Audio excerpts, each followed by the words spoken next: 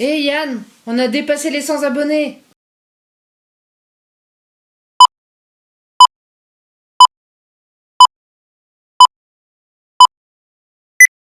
Bon, donc comme promis, on va répondre aux questions qu'on a reçues, donc par mail, voilà, parce que je sais pas pourquoi, les gens ne nous mettent pas ça en commentaire.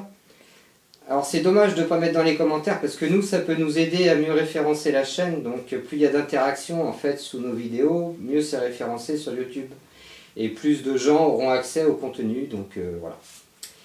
Alors, Christelle, première Alors, question. voilà, la première question, c'est comment vous êtes-vous lancé? C'est une reconversion professionnelle, donc nous on est infirmiers tous les deux et on souhaitait partir sur un projet agricole. Et pour ce faire, pour pouvoir s'installer, il vous faut un diplôme agricole, donc nous on n'en avait pas. Et on a fait ce qu'on appelle un BPREA, donc c'est un brevet professionnel de responsable d'exploitation agricole, qui a un équivalent en fait bac pro agricole et qui permet voilà, de s'installer comme agriculteur. Voilà.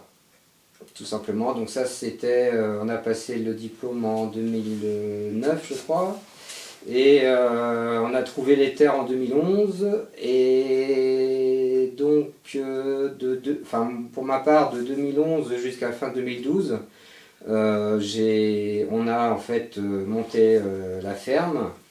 Et à côté, en parallèle, je bossais comme infirmier libéral en plus, parce que les premières années, voilà, il faut gagner de l'argent aussi. C'est pas le tout d'avoir des projets comme ça, mais quand on gagne pas d'argent tout de suite, il faut trouver une autre solution. Donc voilà. Donc nous, à la base, on était ce qu'on appelle on était assimilés fonctionnaires, puisqu'on travaillait à l'hôpital avant tout ça. Et donc on a demandé un congé formation, donc pris en charge par un organisme qui s'appelle l'ANFH. Et on a pu aller comme ça faire une formation agricole en Ardèche. Alors, la deuxième question, c'est où peut-on apprendre à élever des alpagas? Alors où est-ce qu'on peut apprendre à élever des alpagas?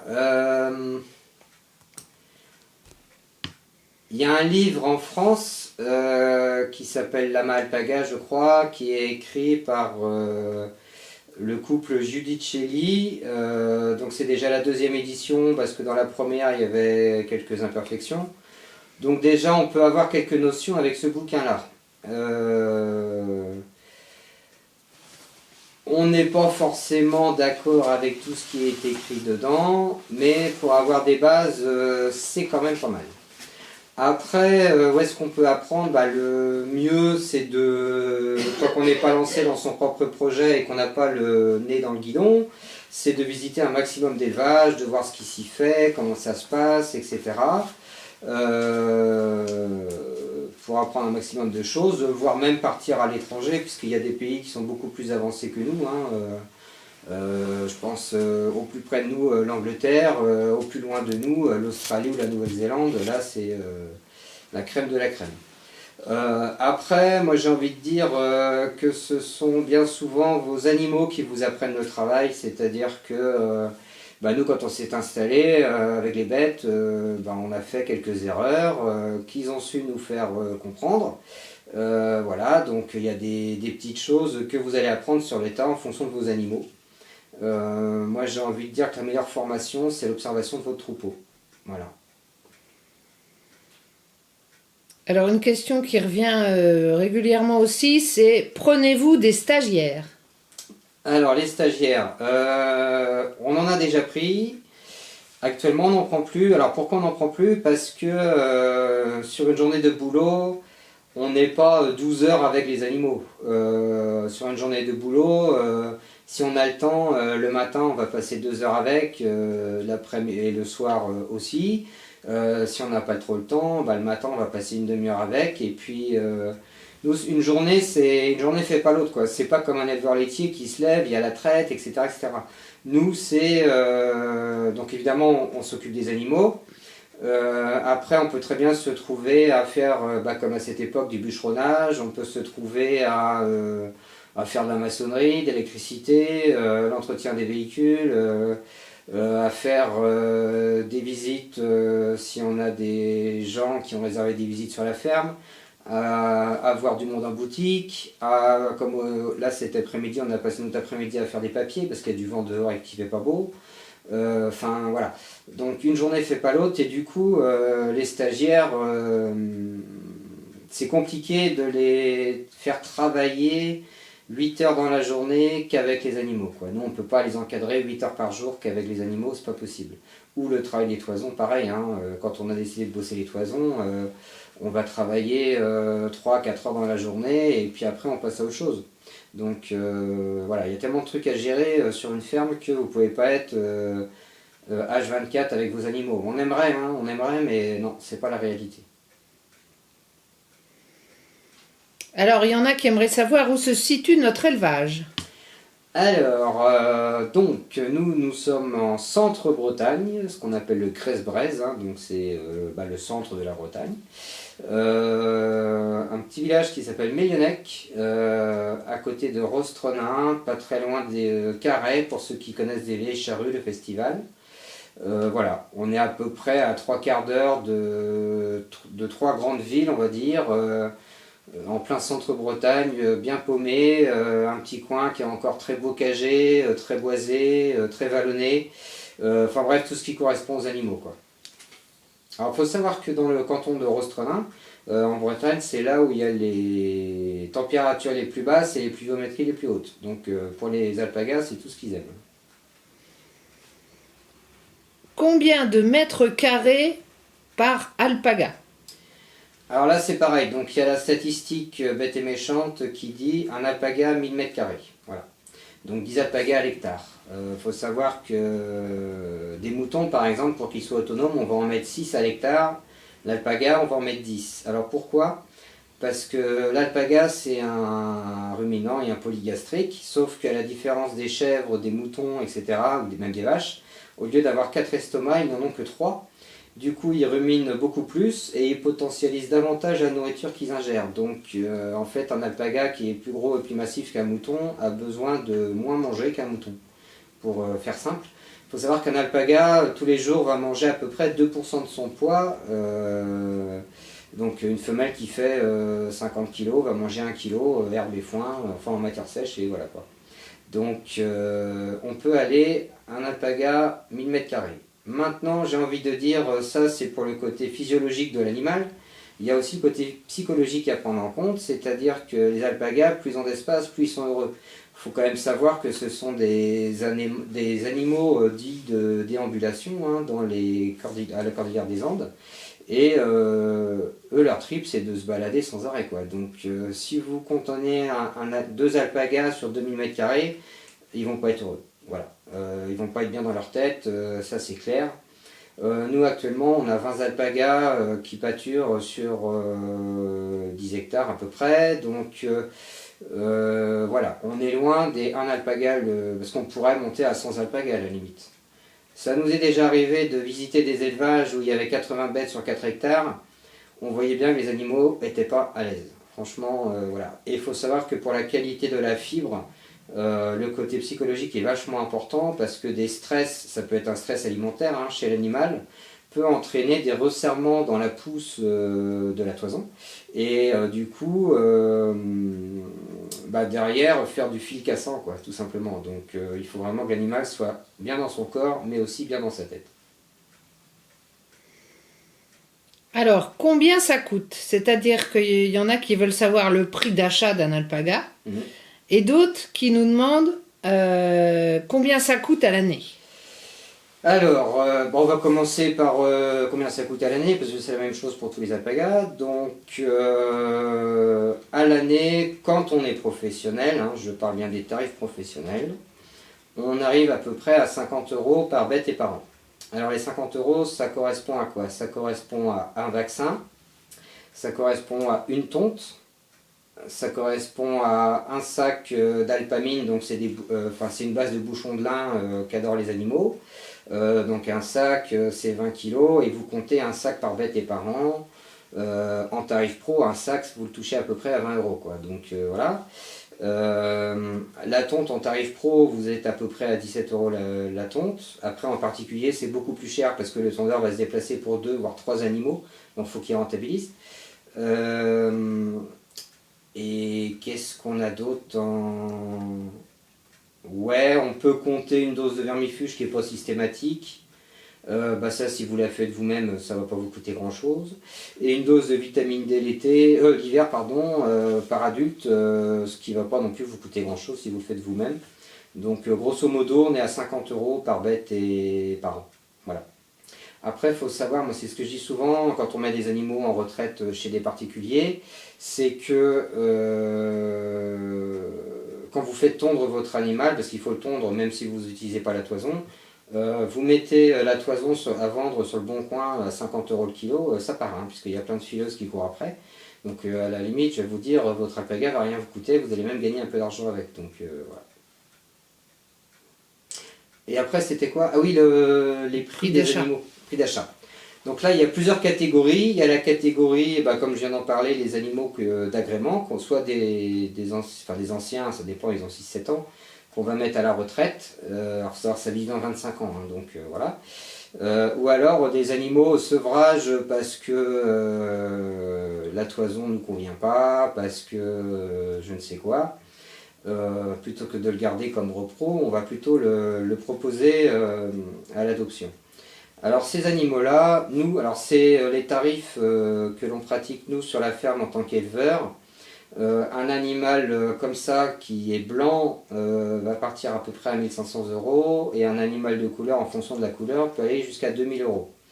Il faut savoir que là je vous parle c'est les prix TTC, hein, donc quand on vend une bête 1500 € en particulier, ça veut dire qu'on a une TVA de 20%. Ça veut dire grosso modo qu'il va nous rester 1200 € dans la poche. Sans compter que bien souvent l'animal il faut le livrer et donc nous ces animaux là on ne les livre qu'en Bretagne voire en Normandie mais pas plus loin et bien souvent on fait la livraison gratuite, hein, donc voilà, tout ça, ça englobe tout ça et évidemment nos animaux, donc les mâles qui sont réservés comme ça pour les particuliers sont dressés à la longe, au licol, etc., vermifugés, cahiers de santé, enfin tout quoi. Donc voilà. Après pour des reproducteurs, alors là c'est compliqué parce que y a plein de choses qui rentrent en compte. Il y a la génétique, ça veut dire de quelle lignée il est issu, est-ce que c'est une lignée qui est déjà réputée ou pas. Après vous pouvez aussi avoir un animal issu d'une lignée qui n'est pas réputée mais pourquoi a une superbe toison, a une très bonne conformité. Vous avez, mettons que ce soit un mâle, vous avez déjà fait saillir ce mâle-là sur votre ferme et tous vos petits sont exceptionnels. Voilà, ça peut aussi donner le prix d'un animal. Alors, le plus simple, on va commencer par les femelles. On va prendre des prix de base, on va dire, quand on commence un troupeau. Une femelle vide, donc sans petits, sans gestation, qu'elle ne soit pas gestante, il faut compter à peu près 2500 à 2800 €. Après une femelle gestante, vous comptez à peu près 3600 à 3800 €. Après une femelle qui est gestante et qui a son petit au pied, si le petit c'est un petit mâle, là on va arriver sur du 4500 à 5000 en fonction de qui est le papa du petit qui est né et qui est le papa du petit qui est en gestation. Et si c'est une femelle pleine avec un petit cria au pied mais que ce petit cria est une femelle, là on va aller à 6000 € voire plus, hein, parce que d'un coup vous avez déjà 2 reproductrices potentielles. Donc quand on commence un élevage, voilà. Et évidemment la maman étant gestante, vous pouvez très bien avoir une troisième femelle. Voilà. Donc ça c'est pour les femelles, pour vous donner à peu près une idée de base. Après pour les mâles, j'ai envie de dire, il y a un peu tous les cas de figure. Un jeune mâle qui n'est pas d'une lignée exceptionnelle et qui est, on va dire, de caractéristiques moyennes, mais qui peut être un bon reproducteur parce que la couleur vous intéresse, ou parce qu'il y a une densité de toison, ou parce qu'il y a une longueur de mèche, ou parce qu'il y a un gabarit aussi, des fois. Bon, un mâle comme ça, on va être entre 2005 et 3000. Après, un mâle qui a vraiment des conformités physiques, donc on passe à l'extrême, un mâle qui a des conformités physiques superbes, issu de lignées réputées, avec, on va dire, très peu de descendants sur le territoire, ce qui veut dire que vous allez pouvoir le faire travailler en saillie, et une toison de fou. Là, on peut arriver dans les prix des chevaux de course, quoi. Il y a 4 ans, je crois, ou 5 ans, je ne sais plus de tête, il y a un mâle qui est venu des États-Unis, qui a été acheté par les 2 plus gros éleveurs anglais, donc ils ont pris 50% de part chacun. Le mâle s'est négocié à 2 millions de livres, donc à peu près 2 200 000 euros. Donc voilà, ça peut donner une idée. Évidemment, ça c'est comme gagner au loto, hein, donc voilà. Mais en tout cas, le boulot de l'éleveur, c'est toujours de partir d'une base et d'améliorer son troupeau pour avoir toujours des reproducteurs de plus en plus intéressants. Voilà. Alors ensuite, il y a une dame qui nous dit « Je ne sais pas tricoter, que dois-je faire ?» Alors, déjà au niveau du tricot, enfin, d'après ce que je vois avec Christelle, le plus simple, en tout cas dans son cas, c'est le crochet. Le crochet, c'est, voilà, ça a l'air d'être assez ludique en plus, et puis tu t'amuses bien avec ton crochet. Donc voilà. Après, donc voilà, la première chose, c'est d'apprendre à tricoter ou à crocheter. Voilà, ça c'est la première chose. La deuxième chose, ça peut être aussi parce qu'il y a plein d'auto-entrepreneuses dans le tricot que vous pouvez très bien comment dire, rencontrer sur des forums de passionnés de tricot. Hein. Vous allez sur le forum Bergère de France ou je ne sais où, il y a plein de tricoteuses et d'auto-entrepreneuses, donc vous pouvez très bien leur proposer de travailler vos toisons. Après, ça se négocie au niveau des tarifs, etc. Donc, mais si vous vous débrouillez bien, et en plus si vous apportez, on va dire, de l'ouvrage constant à la tricoteuse, il y a vraiment moyen de négocier les tarifs de façon intéressante pour que tout le monde s'en sorte. Et après, ce tarif-là, vous le répercutez sur la vente de votre produit, hein, c'est tout bête. Voilà. Sinon, troisième chose, on n'est pas obligé de vendre du produit transformé, ça veut dire que vous pouvez très bien faire filer vos toisons et que vous revendez vos toisons en pelote, hein. Il y en a qui ne fonctionnent que comme ça. Il y en a aussi qui sont axés plus sur le feutrage que sur le tricot, donc c'est aussi un moyen de valoriser.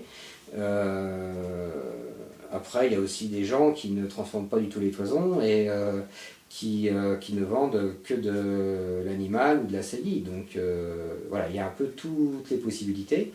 Nous, on est parti sur le fait de mettre en avant d'abord les produits finis parce que quand vous faites un prévisionnel d'une année à l'autre, c'est quand même ce qu'il y a de plus fiable pour estimer vos gains dans l'année qui vient. Parce que la vente d'animaux, ça peut être très aléatoire. Vous pouvez très bien être 6 mois sans rien vendre, et puis les 6 mois d'après, vous en vendez 10, quoi. Enfin, c'est très aléatoire. Donc voilà.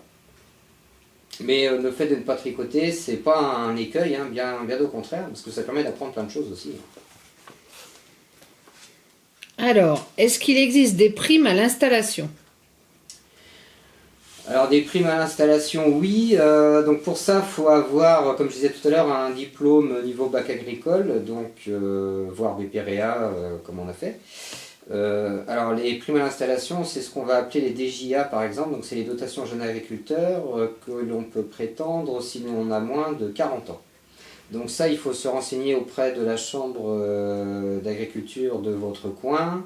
Vous avez le droit, souvent les moyennes c'est entre 15 et 20 000 quoi. Bon, après il faut savoir que quand vous demandez des subventions, parce que là c'est une subvention, vous avez des devoirs derrière, et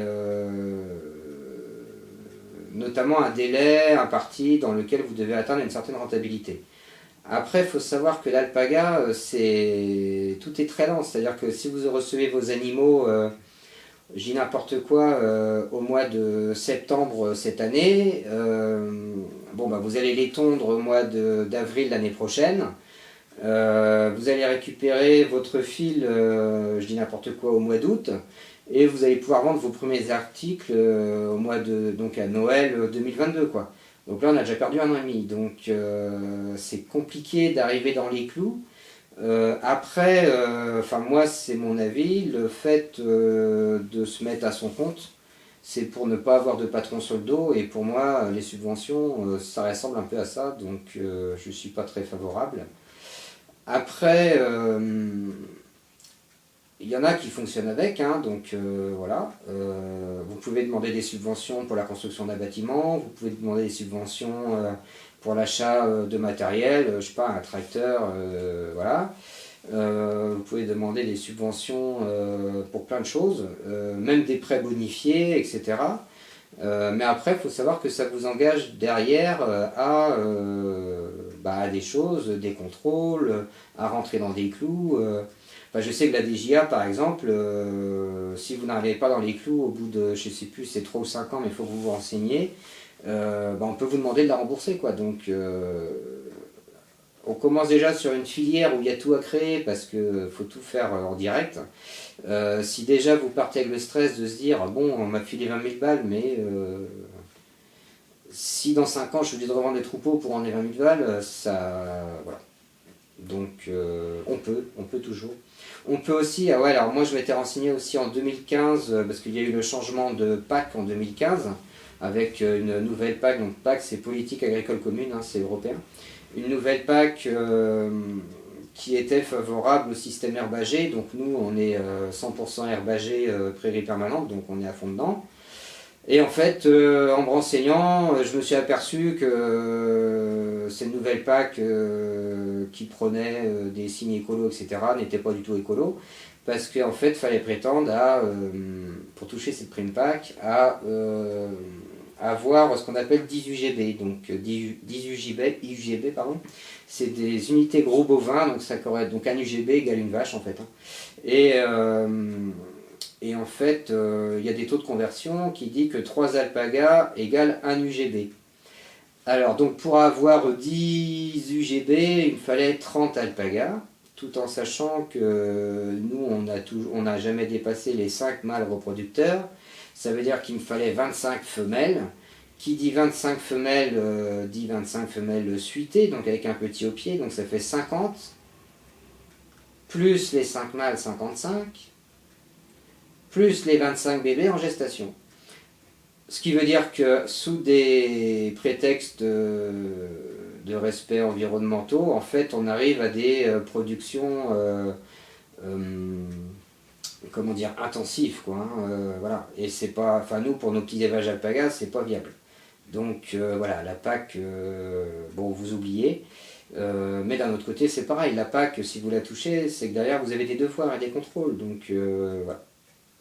C'est un état d'esprit que moi je n'ai pas. Je préfère être autonome, faire un peu moins, et puis gagner ce que je gagne, et point barre.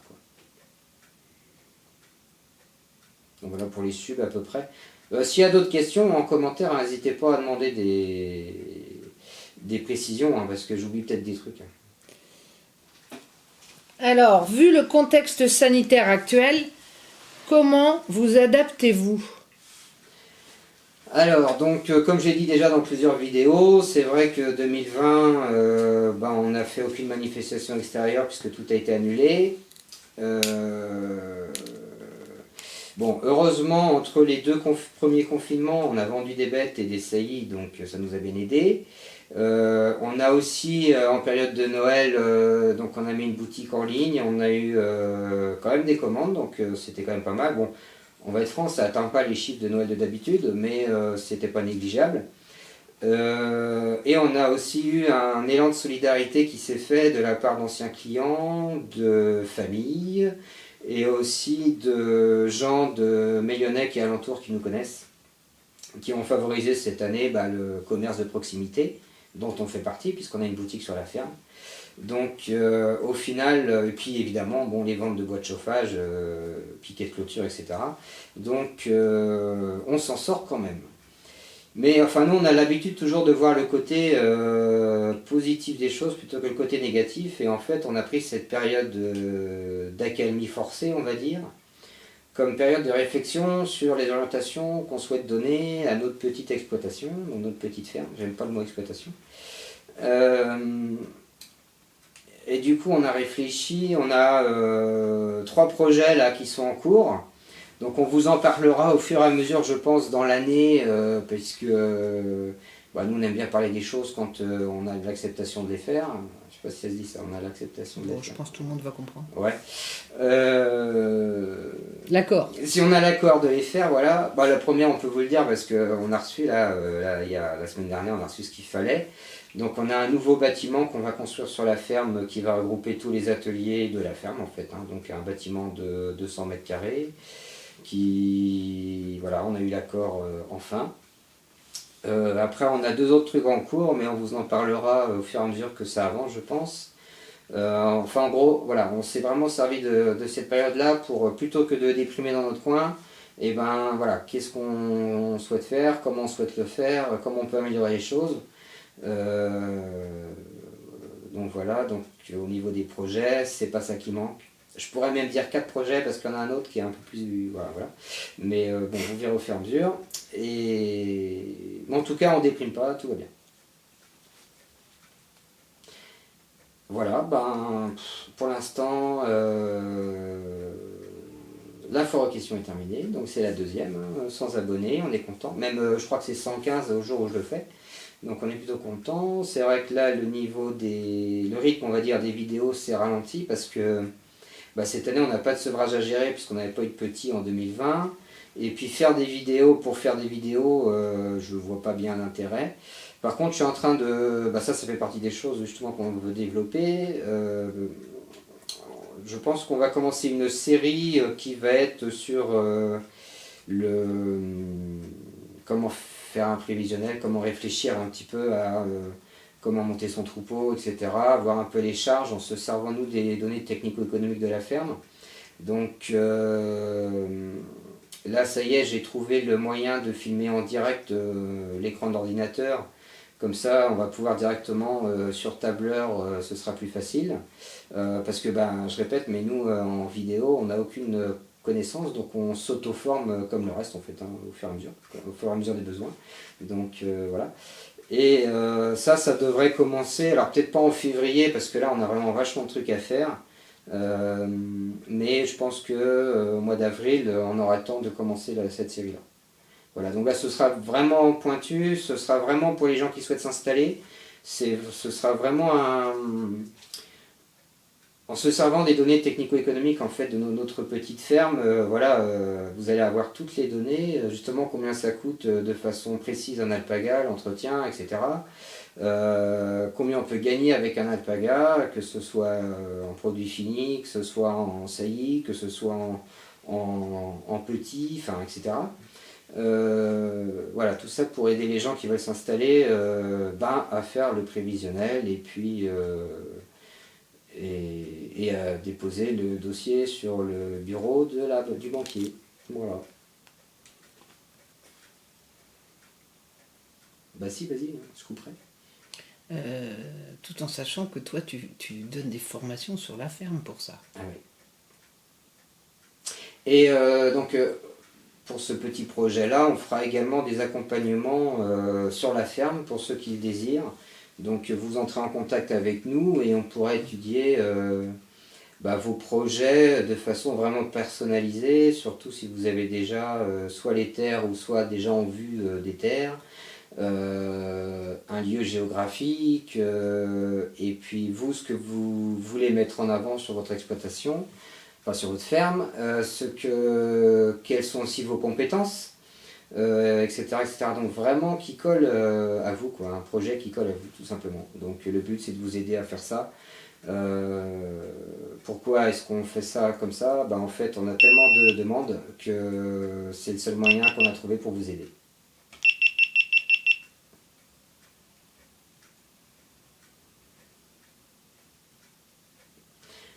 Bon voilà. Sinon, on va vous souhaiter une bonne fin d'hiver. Pour l'instant, on est toujours en couvre-feu, mais pas encore confiné. Voilà, pourvu que ça dure, tout en sachant que quand vous êtes sur une ferme, le confinement, vous ne le ressentez pas trop, faut être réaliste. Donc une grosse pensée pour ceux qui sont dans les appartements, dans les cités, voire même dans les lotissements, enfin voilà, les gens qui ont beaucoup de difficultés à sortir de chez eux. J'espère qu'on ne va pas faire un autre confinement. Mais voilà. Allez, bonne journée. Au revoir. Okay, here is one of the highlights of the auction, ladies and gentlemen. Lot number 7, lot number 7. They get to be 200,000, 200, 200,000, 100,000. I do it 100,000, I did 50 and go. I did 50,000, I did 55, 60, I did 55, I did 69, I did 70, not 75, I did 75, 80, I did 85, 85, 85, 90, I did 99, I did 95, 100, I did 100, I did 10, I did 15, I did 15, 20, 125, I did 30, 35, 40, 45, 50, 55, 65, 75, 175, 85, 95, 200,000, 200, I did 25, 10, 15, that's 25, 225, 225, I did 225, 225, here you go, 225, 35, 45, I did 255, here you go, 255, 65, I did 265, 75, 285, 300, 325, 325, 325, here you go, 325, now 50, 350, now 75, 400, I did 400, 400, 425, I did 50, 450, 75, 500, 525, 525, 50, 550, 550, 75, 575, 600, 600, 600, 600, here you go, 600, 575, 600, 625, 625, here it goes, now 725, 50, 650, I did 50, 625, 650, 650, 25, 50, now 75, 675, 700, 700, 700, go right ahead, 700, 675, 700, 700, Dan, what's your man say on the phone? 700, 700, 700, 675, 700, anybody give 685, one time before I sell it, 685, 675, 85, 685, 675, 85, 685, 675, 85, 85, there he goes. 685, 675, 85, I have read, Don, what's your man say? 685, 675, 85, I have. Sold him 675,